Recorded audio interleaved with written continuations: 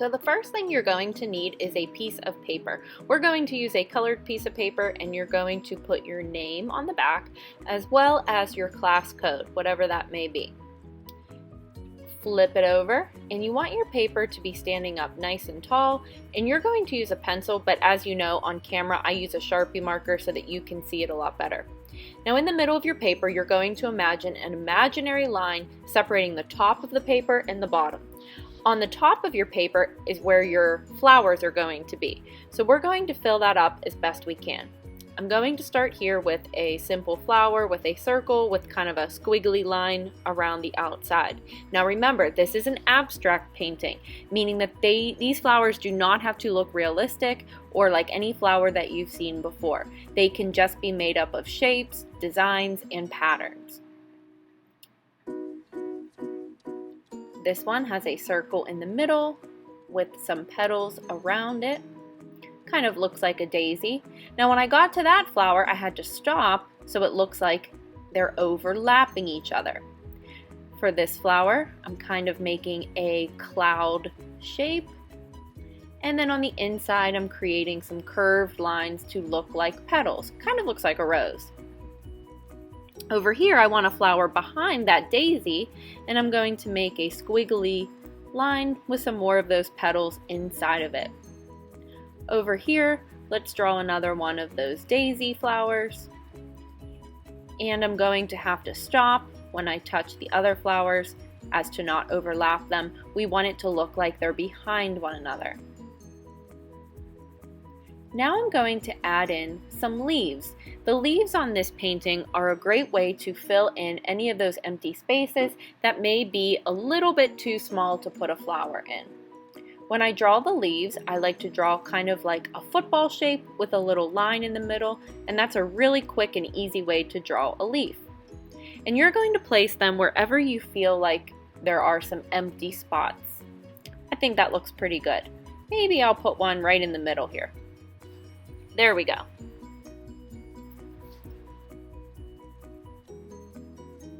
Now on the bottom of the paper, below that imaginary line, is where we're going to put the vase. Your vase can have straight sides, it could be a rounded vase, or you could even make kind of a wavy vase. For my vase, I'm going to make the lines kind of straight. So I'm going to curve them down. Curve it down here. You don't need to draw the top of your vase because your flowers are so full it covers it. And then I'm going to draw a line on the bottom for the bottom of the vase. One more thing we need to do is draw a line for our table behind the vase. And what this does is it's going to break up the background. So we're going to have a table and the wall behind it. And there you have it. Alright, time for the fun part. We are going to paint our masterpiece. You're going to need a cup of water, some paint, we're using tempera paint, a paper towel, and some paintbrushes. I'm using a thick paintbrush for the flowers, and then the thin paintbrush will be for an outline. With the thick paintbrush, I'm going to fill in the paper. And you can paint this however you want. You can maybe make warm colors for the background or cool colors for the flowers, whatever you want. It could be totally random, which is kind of what I'm going to do. I want my flowers, though, I decided to be kind of red, pink, orange, yellow, and some purple. So I'm going to start with, on the corner of my brush, just a little bit of pink paint, and I'm going to fill in the insides of this petal. Now the great thing about abstract art is it can be a little bit messy. Now I picked up a little bit of white paint on the other corner of my brush, and I like seeing those brush strokes in the flower. I picked up some yellow there, and I'm going to kind of mix that in on my paper. You want to work by mixing colors on your paper, not the paint tray. So don't dip a dirty brush into new colors. I like to dip the brush whenever all the paint is off of the brush or after I clean it. Do not worry about being perfect when you paint this. This is abstract art, meaning it doesn't have to look realistic. It can be really fun and colorful and a little bit messy. That's what kind of makes it great. I'm noticing my brush is getting a little bit dirty, so I am going to wipe it off in the water and then dry it off on the paper towel. I'm going to come back with some white paint and mix that in on that wet red paint. And you'll notice when you add white to a color, it does make it lighter, but it also makes it a little bit brighter. All right, let's clean off my brush and move on to another flower. Don't forget to dry it. You don't want your paint to get watered down. I'm going to move on to this flower up here, the one that looks like a rose, and I'm actually going to start with white this time. And I'm going to fill it in. Do not worry if you go outside of your lines, it doesn't matter. I'm now going to go in with some purple and kind of mix it on the page. You'll notice that the purple is turning light. It's getting to be a light purple. Now I'm going to mix a little bit of pink in there, maybe some red, and I'm going to take a little bit of white and put that on top. That'll turn that red a little bit more pink. Maybe get some purple mixed in there too. And fill that one in. That looks pretty good. But my brush, I'm going to keep it with the purple on there, and I'm going to do this next flower down here because I want this one to be purple as well. When my brush gets a little bit dry, I can redip it, but remember, you don't want to use a really, really wet brush and put it back into a color. You want to make sure the brush is pretty dry of paint before you dip it into a new color. I am going to clean my brush now, and I'm going to finish filling in the rest of the flowers on the page using some different colors. I'm going to speed this up so you can see what it looks like.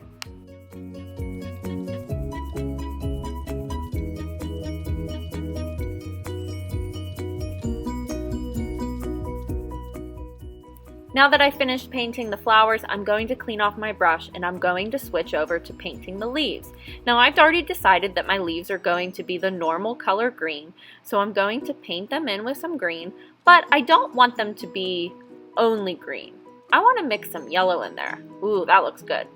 Maybe even a little bit of white to kind of brighten that green up. I like that, and I like how I can see the brush stroke in there. That's really making it look pretty abstract. Now for this leaf, you might be thinking it looks a little silly because I started off with blue, but when I mix that green in, I get a really cool turquoise color, and then you can mix some white in there to really brighten it up. All right, let's finish up these leaves. I'll speed it up for you.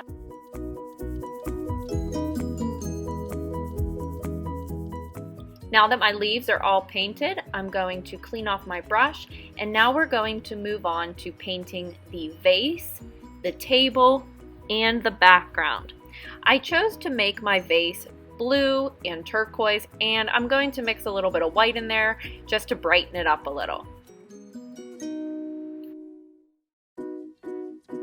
I started off by using the turquoise blue to fill in one side, and remember, like I said, it doesn't have to be perfectly painted. When we add the black outline after this, it's really going to clean up the painting, trust me.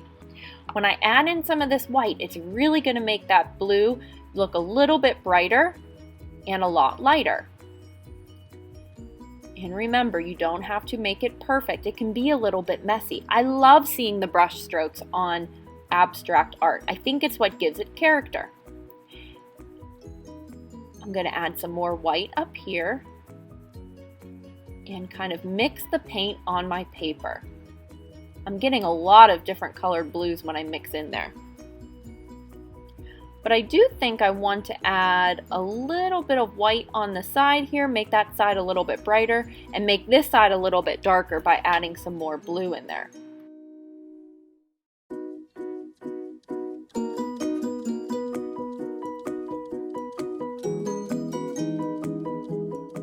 Now that my vase is finished, I'm going to clean off my brush, give it a little dry there, and get the water off of it with that paper towel. That's really important because you don't want your paint to get wet.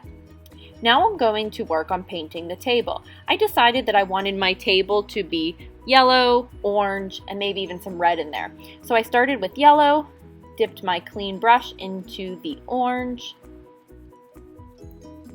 add a little bit more yellow in there, and I'm going to then add some white on the side too. Don't be afraid to mix colors together to see what you get.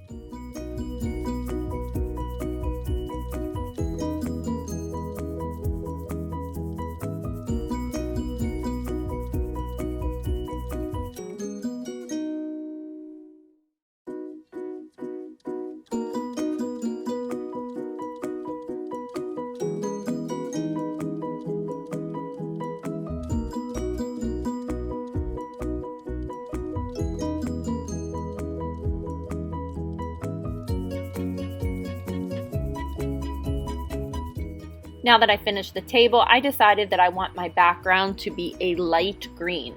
So I started with white, and when my brush was dry, I picked up some green to mix in. And I'm going to add a little bit more white to this because I don't want it to look like it's too close to the color of the leaves. By adding the white, it's going to make it look different and brighten it up. I'm going to speed this up so you can see what the final painted paper looks like.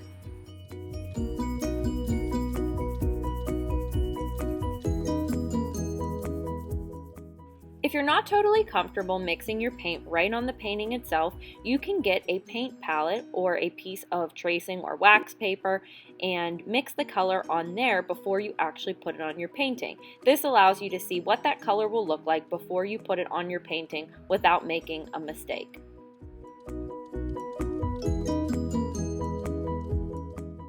For the final step of my painting, I am simply taking the black paint and a smaller paintbrush, and I'm outlining all parts of my painting. I'm outlining the vase, the flowers, the leaves, and the table. Something that you can do to make the paint spread a little bit easier is to mix a little bit of water on your paintbrush with the paint. You'll see me do this a few times, and this really helps the paint to spread around your paper a little more easily.